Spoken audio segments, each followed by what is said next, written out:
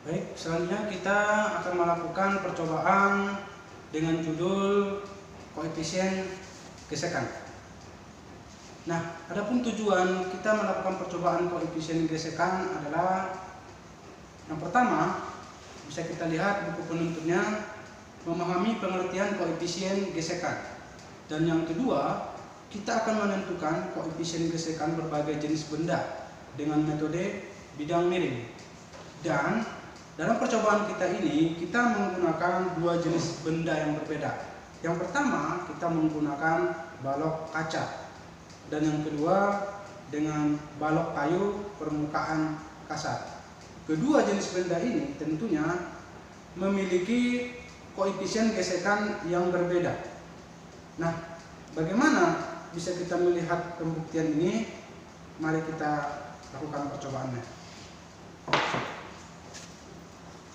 Teorinya adalah jika permukaan suatu benda bergesekan dengan permukaan benda yang lain, maka masing-masing benda akan melakukan gaya gesekan satu sama lainnya.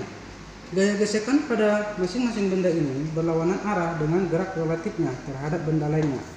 Dengan perkataan lain, gaya gesekan akan melawan gaya geraknya. Walaupun tidak ada gerak relatifnya, tetap ada gaya gesekan antar permukaan. Contoh, benda tetap berada pada posisi stabilnya.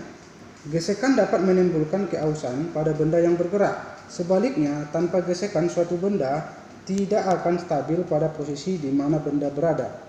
Gaya gesekan dinyatakan dengan F sama dengan mu kali N, di mana Fc sama dengan gaya gesekan, mu sama dengan koefisien gesekan, dan N adalah gaya normal.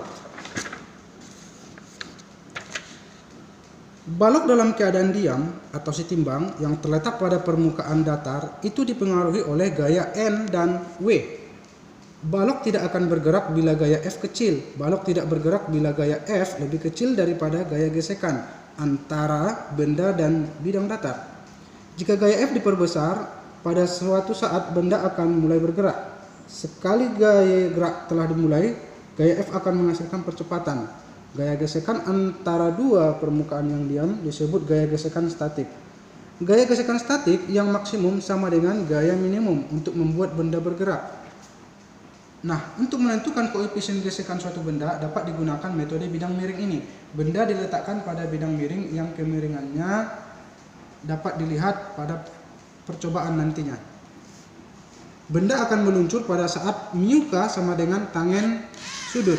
Atau dapat disimpulkan bahwa koefisien gesekan kinetik sama dengan tangen sudut, di mana sudut adalah kemiringan bidang miring.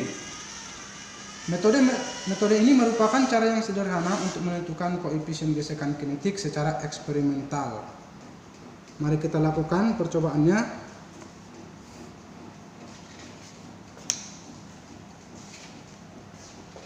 Kita akan lakukan pada benda balok kayu dengan permukaan kasar. Pertama-tama kita letakkan balok kayu pada bidang miring ini, dan selanjutnya kita perhatikan terlebih dahulu sudutnya apakah sudah berada pada 0 derajat, dan ternyata sudah di posisi 0 derajat. Selanjutnya kita akan tekan tombol dengan lambang ke atas agar bidang miringnya naik. Kita lakukan. Pada saat balok bergerak, hentikan. Nah, kemudian kita baca sudut kemiringannya. Dan sudut kemiringannya adalah sebesar 30 derajat. Nah, hal ini akan kita lakukan percobaan sebanyak 5 kali percobaan dengan tujuan agar kita bisa mendapatkan nilai rata-rata sudut kemiringannya. Dan untuk hasil percobaannya dapat dilihat pada tabel berikut ini.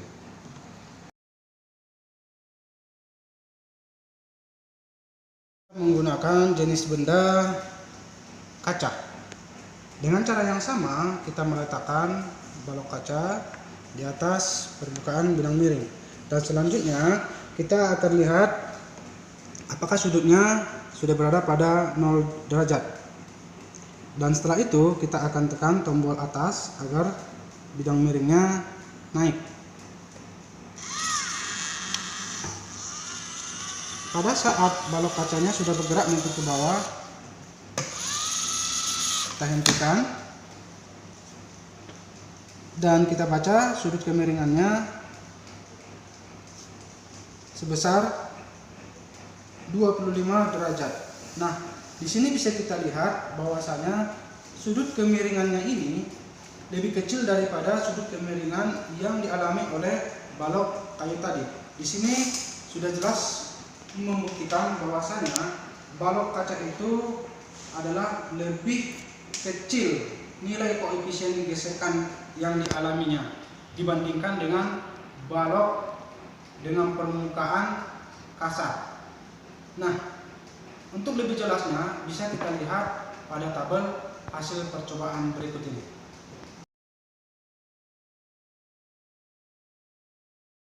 Percobaan dengan judul koefisien gesekan ini, dan saya ucapkan sekian dan terima kasih.